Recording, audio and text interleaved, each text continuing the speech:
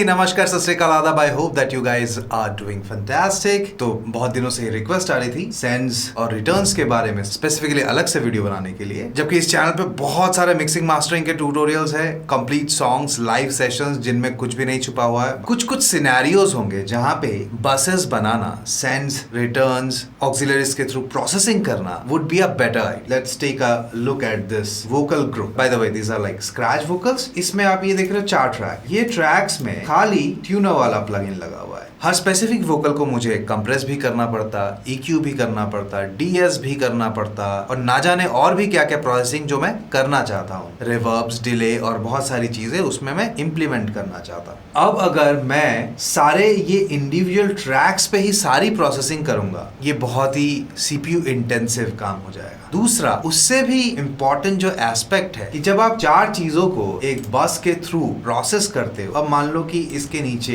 एक ये लेयर है और अक्सर आपने मेरे प्रोजेक्ट्स में देखे होंगे कि डबल ट्रिपल 4 ऐसी हार्मोनीज भी चल रही होती हैं और या सेम वोकल्स का ही वही 2-3 बार गा करके अलग अलग वैसी लेयर्स में किया गया है। किसी को विस्पर करके गाया गया है, किसी को थोड़ा अलग अंदाज में सॉफ्ट या कुछ वैसा करके गाया गया और फिर उनको पैन वैन किया गया है। अगर ये सिमिलर बस के थ्रू प्रोसेस होती हैं और वहां पे ये कंप्रेस होती हैं, EQ होती हैं, तो क्या है उनका ना ग्लू टुगेदर होने का प्रोसेस है वो काफी आसान हो जाता है। अक्सर लोगों को बहुत ज्यादा ऑटोमेशन करना पड़ जाता है। अगर चीजें आपस में ग्लू टुगेदर होंगी तो वो इतना उछल नहीं पाएंगे। तो यहाँ पे मेन जो वोकल बस है वहां पे जाकर के एक बार कॉम्पोजिट हो रहा है, उसके बाद वो फाइनल स्टेरियो आउटपुट है जहां से फाइनली निकले जो इंडिविजुअल ट्रैक है आपका। ये आप बस 34 में गया ना और बस 34 आया इस चैनल में और इसके बाद ये गया आपका स्टेरियो आउट में। इसकी बेसिकली 2 बार समिंग हो रही है। पहले बार वोकल्स आपस में ग्लू हो रहे हैं, दूसरे बार वोकल्स बाकी इंस्ट्रूमेंट्स के साथ में ग्लू हो रहे हैं। नॉर्मली होता ही है कि अगर हम बसिंग नहीं करते तो सारे स्टेरियो आउटपुट से जाते हैं, सब अलग अलग सबका कंट्रोल करना पड़ता।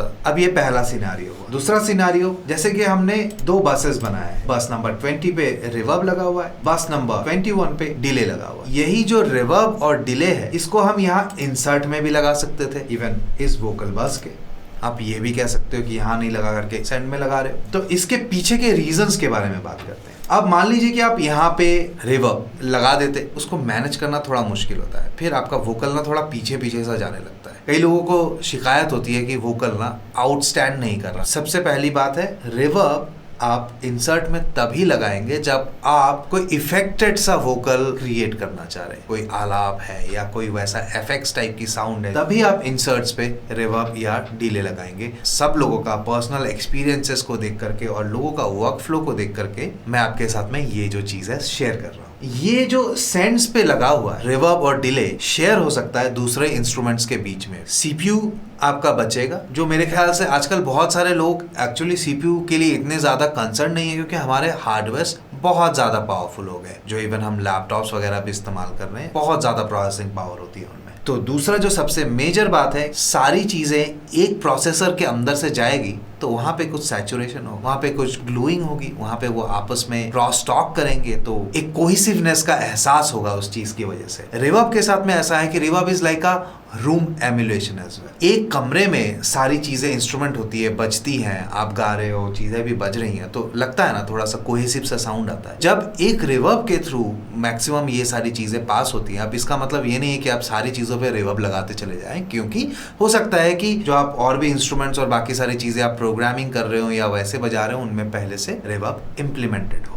तो ऐसा नहीं है कि हर ट्रैक पे आपको एक्स्ट्रा करके रिवर्ब लगाना है, बट द कॉन्सेप्ट इज कि जब सब एक ही प्रोसेसर के थ्रू निकल रहा है, एक ही रिवर्ब रूम के थ्रू निकल रहा है, तो ऐसा लग रहा है कि वो एक ही कमरे में बजी हुई चीज है। तो एक कोहेसिवनेस, एक ग्लू टुगेदर वाली फीलिंग अलग से आती है। ये कुछ मेजर चीज हुआ जिसकी वजह से आप बसिंग इस्तेमाल करेंगे। अब मान लीजिए कि ये हमारा बेस गिटार का लाइन है। अब हो सकता है कि हम इसको थोड़ा सा ना डिस्टॉर्ट करना चाहें, डिस्टॉर्टेड सिग्नल को ओवर कंप्रेस करें, फिर उसको अलग तरीके से EQ करें और फिर वो प्रोसेसिंग को हम ग्लू टुगेदर करना चाहें। इस ट्रैक को डुप्लीकेट कर लें, इसको भी डुप्लीकेट कर लें और इस पे अलग प्रोसेसिंग कर दें, इसको अलग प्रोसेसिंग कर दें, फिर उनको आपस में मिक्स कर लें। ऐसा भी आप कर सकते हैं। अक्सर बेहतर रिजल्ट्स और बेहतर कंट्रोल आता है जब आप मान लीजिए कि हमने बेस का पैरेलल बना लिया, इसको भी क्रिएटर ट्रैक करके यहाँ ले आते हैं, बाद में मैनेज करने में भी सुविधा रहेगी, याद रखने में भी सुविधा रहेगी। यहाँ से हम इसको फुल थ्रॉटल आउटपुट दे देते हैं।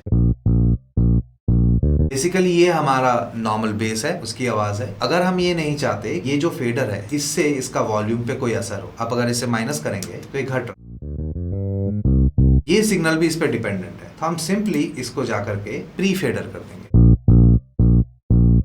अब हम इसको करेंगे थोड़ा सा अपने हिसाब से ओवर प्रोसेस, उनको थोड़ा सा डर्ट और ग्रिट और थोड़ा सा ऐसा डिस्टॉर्शन देना है। इसमें लगा देते हैं एक बेस पैडल। तो बेसिकली हम इसको इस तरीके से रीएम्पिंग कर सकते हैं, एक एम्प कैबिनेट के थ्रू ये प्रोसेस होकर के आए। साउंड चेंज हो गया, अलग टाइप का एम्प कैबिनेट लगाएंगे तो अलग टाइप की साउंड होगी।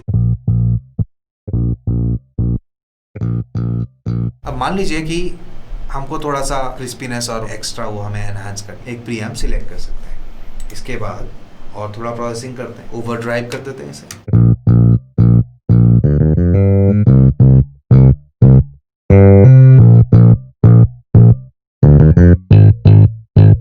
तो आप देख रहे हैं सिग्नल जो है हमारा बिल्कुल चेंज हो गया है, खाली लाउडनेस की बात नहीं है, टोन ही चेंज हो गया है।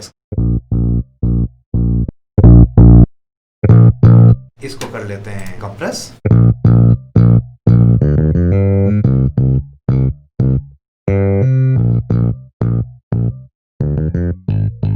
अब हमने इतना काम तो कर लिया, इसका ऑटो गेन वगैरह ऑफ है, ठीक है, बढ़िया। यहाँ से हमें और गेन ऐड करने की भी जरूरत नहीं क्योंकि ऑलरेडी लाउड है। अब इसे माइनस करते हैं। अब ये हमारा ओरिजिनल बेस हुआ। अब ये देखिए कितना डार्क है। अब इसके साथ में हम जैसे जैसे नीचे वाला पार्ट ऐड करेंगे,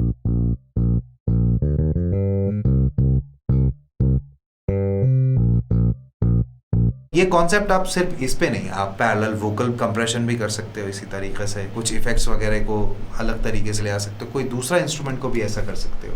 और एक यूज केस सिनेरियो हो सकता है कि आप ऐसा किक वगैरह को पैरेलल कंप्रेसिंग करो। दूसरा हो सकता है कि आप वैसा ही बेस जैसा आप बस बना करके और फिर उस पर प्रोसेसिंग करो, उसे बेस बूस्ट करो और फिर उसे मिक्स ब्लेंड कर दो अपने इसके साथ में। और एक चीज ये हो सकती है कि मान लीजिए कि ये किक है, जो किट आपने इस्तेमाल किया है, एग्जैक्टली आपको वो सैंपल नहीं पसंद है,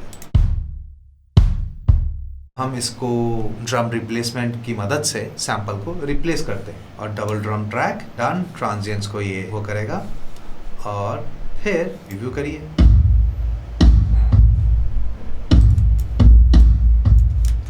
और हम कहेंगे रिप्लेस करिए,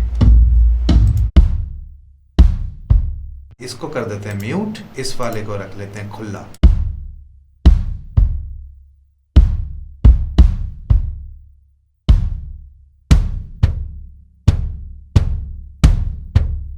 ये जो किक है इसकी जो आवाज है वो है कुछ ऐसी, और इसकी जो आवाज है उसमें है बाइट। अब आप इन दोनों को बड़ी तसल्ली से ब्लेंड कर सकते हैं।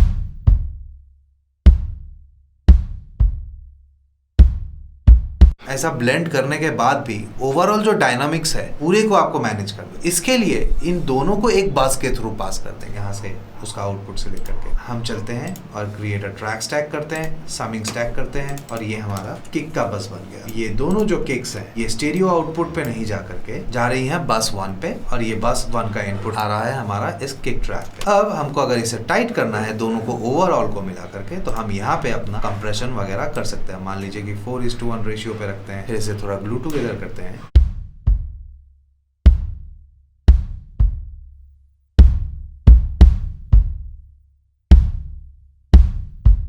हो सकता है मैं यहाँ थोड़ा सा डिस्टॉर्शन ऐड करना चाहे, और हो सकता है हम इनको ब्लेंड को थोड़ा एडजस्ट करना चाहे, और फिर हो सकता है हम इसको दोबारा से EQ करना चाहे to give it even a better control, और जो भी साउंड हम अचीव करना चाहते हैं वहां तक पहुंचने के लिए।